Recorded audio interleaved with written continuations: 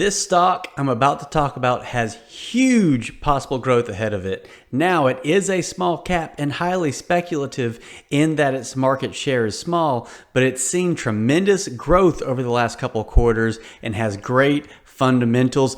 And right now, it's trading at a really cheap price. So let's go over what we're looking at here. Welcome to the channel, y'all. My name is Trey. This is Investing by Numbers. We talk about stock market and other forms of investment. Please like and subscribe. It really helps us out. Also, comment below. I respond to every comment. So what we're talking about today is Gigacloud Technology. And basically, this is a company that is a distributor for sellers of things like furniture or workout equipment. And they house it and they help transport it for other companies. Basically, they're the middleman, but they also house the products. So we'll just kind of go over a little bit here. Our global marketplace seamlessly connects manufacturers primarily in Asia with resellers in the US, UK, Germany, and Japan to execute cross-border transactions confidently, quickly, and efficiently. We offer a comprehensive solution that transports products from the manufacturer's warehouse to the end customer's doorstep all in one place.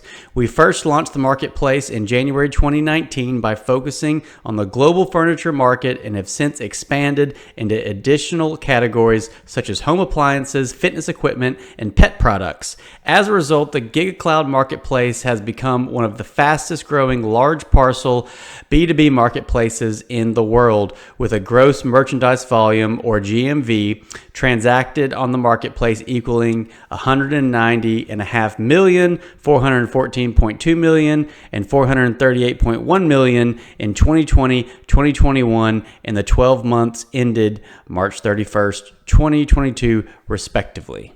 Now, the Gigacloud marketplace democratizes global access and distribution for manufacturers and resellers, enabling transactions without borders. Manufacturers view our marketplace as an essential sales outlet to thousands of resellers in the US, Europe, and Japan by exponentially increasing sales channels while saving on storage and fulfillment. So what does all this mean? Basically, we've all seen before the companies that are advertised through Facebook and other forms of social media. They're usually selling certain products and they'll do videos and stuff like that promoting the product. So a company like that will have their selling platform, and then they'll have a company like Gigacloud who will help get the product from the manufacturer in Asia and get it to that company's buyer's doorstep. So it handles all of that stuff for the company selling it in the US or the UK or Japan, but it makes everything so much easier that the company selling the product can specialize on their advertisement and ways to get the product to the end buyer. Now, I think that's a very much needed niche in our current market, especially through social media and selling things like that. But it's also very speculative. It's a new company. Its market share is very small. So if you do decide to invest in a company that's like this, it's a newer company, a small cap, very speculative, even if the numbers look good, you want to keep your position size very small in relation to the rest of your portfolio. Preferably, in my opinion, I would keep it under about 5% of my whole portfolio, mainly around probably the 3 or 4% range. So let's look at some numbers. Here we are on Robinhood, and you can see Gigacloud IPO'd in August of 2022, and they had a pretty quick sell-off here and dropped down all the way to around $5 a share and hung out there for a while and kind of had a steep run up, and they've been kind of on the decline since March or April of 2024. So kind of on a decline for about a year, but their numbers look really good, and we're about to check those out right now.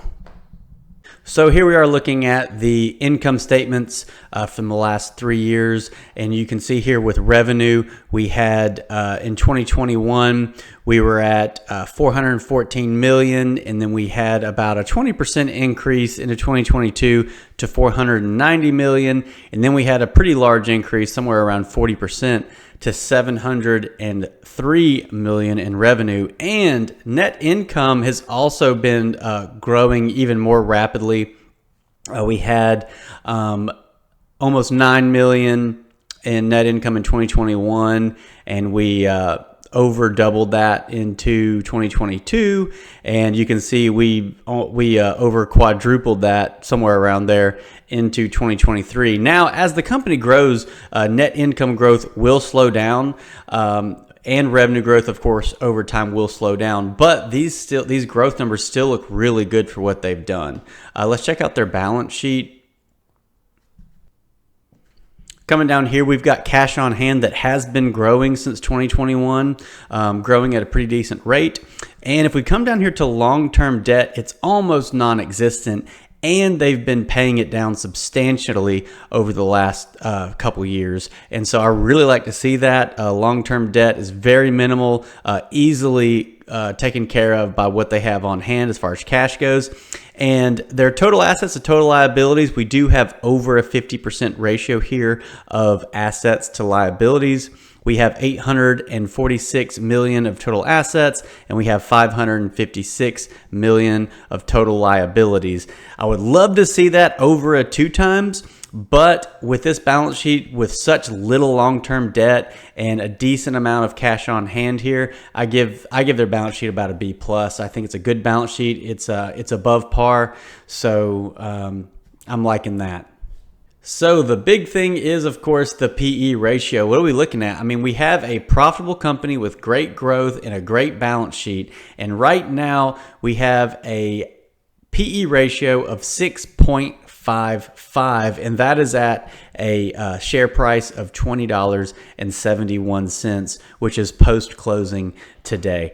That's a fantastic PE. Now, why is it trading so cheap is a great question to ask, and that's what you should be asking yourself. Well, it's a new company. It is speculative in that the market share is small, but it's also a small cap. So you got to remember, hedge funds with huge amounts of money can't invest much money into a company like Gigacloud because they're such a small cap stock, and they can't support as big of a volume as a hedge fund would have, which is where being a retail investor is so awesome when you find companies like this, because you can invest large amounts of your own portfolio into this company and get fantastic gains, of course, as long as the company continues to grow and do well, as we've seen them do previously. With the growth we've seen and the balance sheet run as well as it is, I would be fine buying this all the way up to a 10 PE, if not a 15 PE. Even if their growth slows to 20% year over year, we are still in a fantastic growth period at 20% year over year. And we have companies trading well in the 20s, if not the 30s, with growth rates like that, especially with such low debt we have.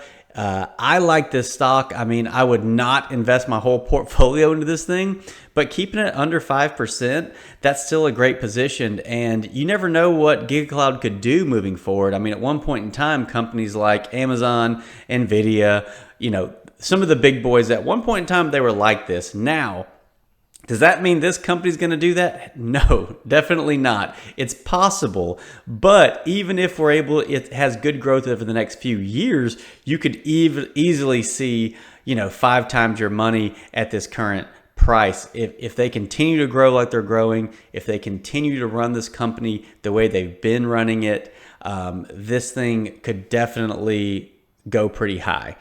All right, well, that's it. I hope y'all got a lot of information out of this video. I was pretty excited to stumble across Gigacloud and really get to look at their numbers and research a little bit about what they do. But I'm not a financial advisor, so don't just buy the stock because I'm thinking about buying it. Do the research yourself. Learn to research these companies for yourself. Follow the channel, like, subscribe. We give a lot of education on this channel. But anyways, guys, thanks for tuning in, and I hope y'all have a great night.